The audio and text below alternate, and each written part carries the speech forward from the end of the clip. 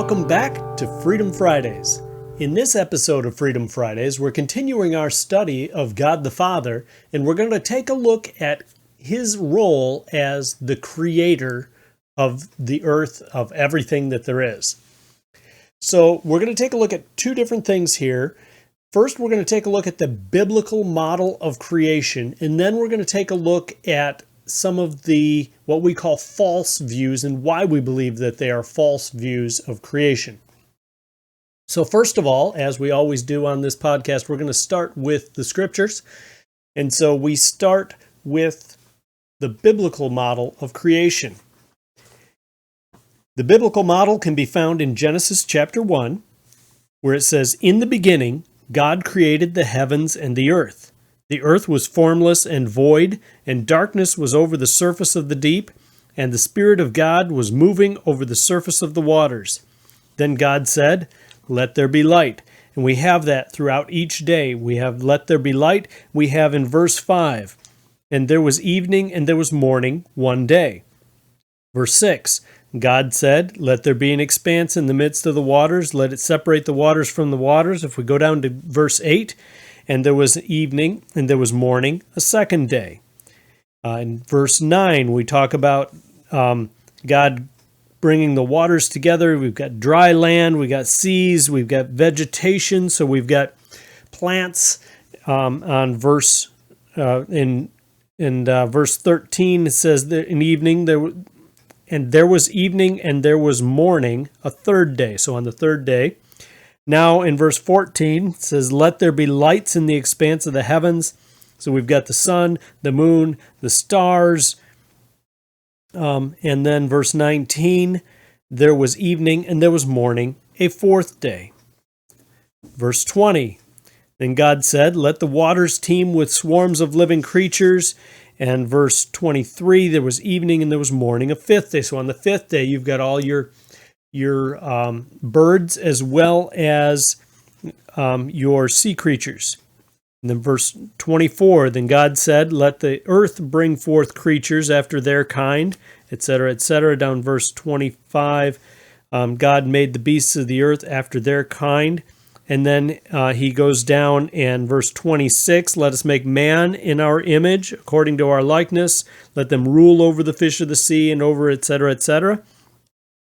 And so he's creating man as well.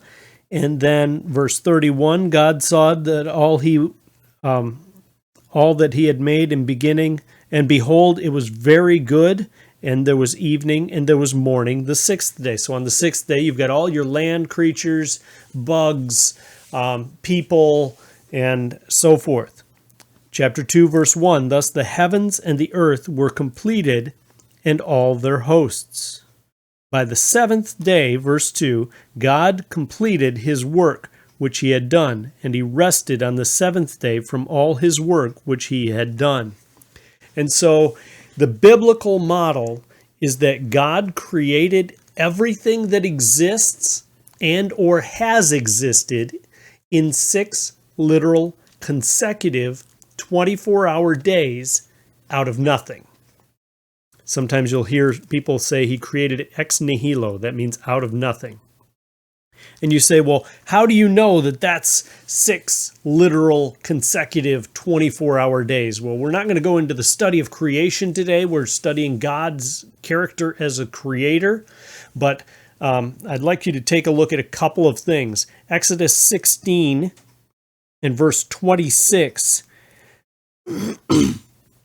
He says, 6 days you shall gather it, but on the 7th day, the Sabbath, there will be none. He's talking about manna here when they're in the wilderness and they're wandering around, and God would give them the food from heaven. And he says that'll be on 6 days, but you're not supposed to work on the 7th.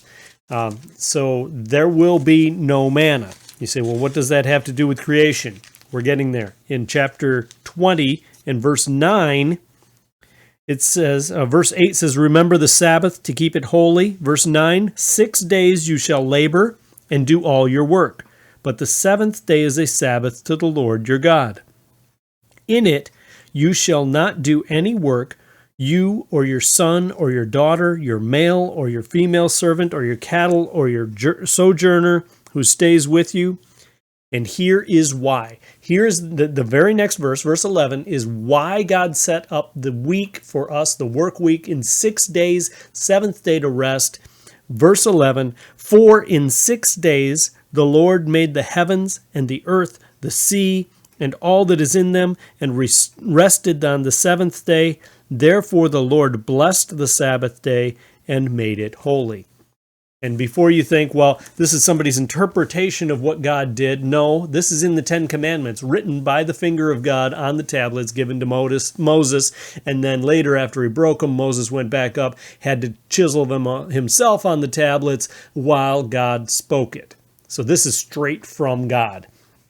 He says, I rested on the seventh day, so you're going to rest on the seventh day.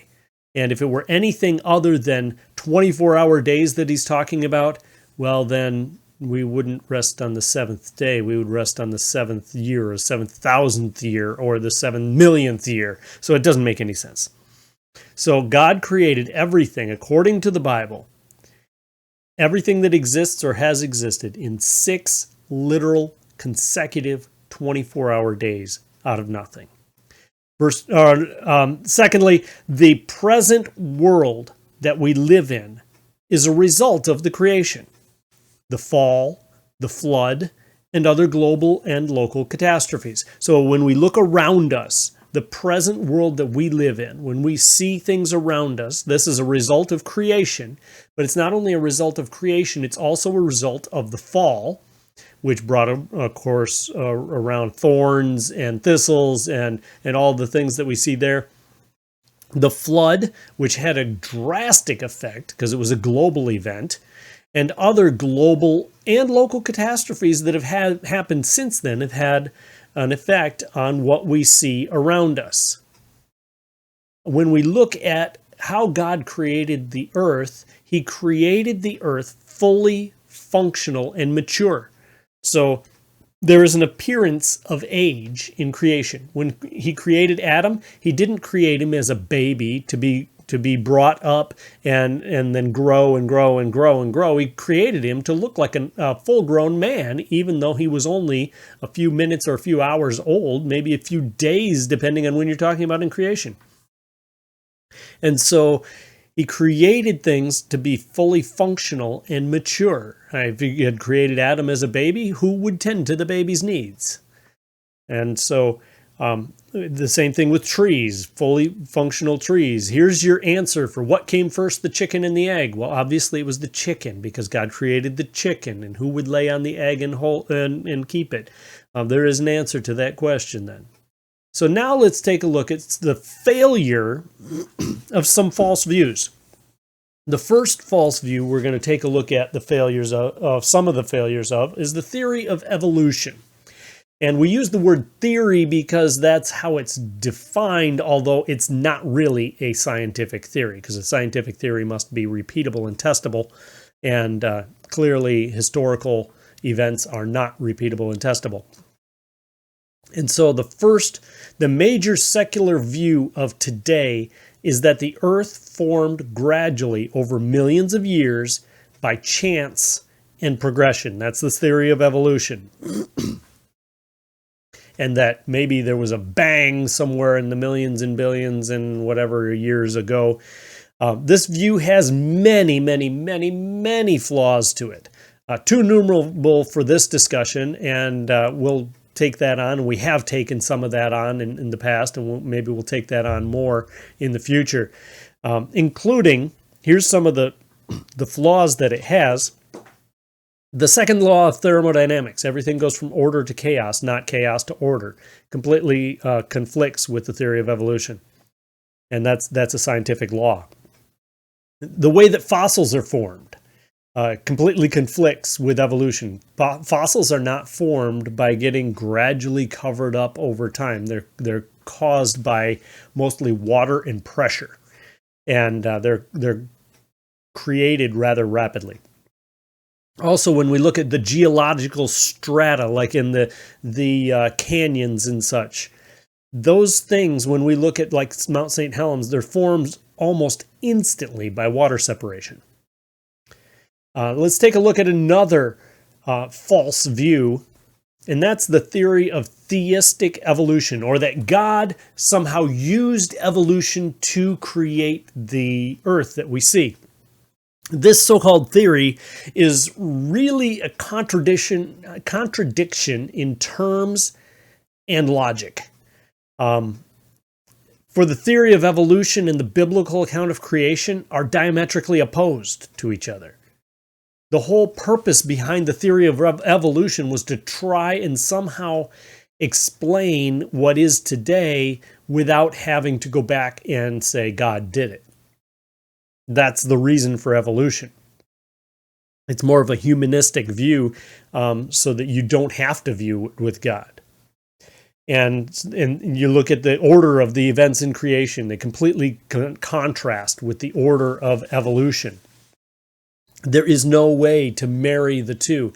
And people do this because they think somehow science has proven evolution, which is a laugh at best, and probably just more tragic to think that someone would think that based on some scientists' misconception without any evidence.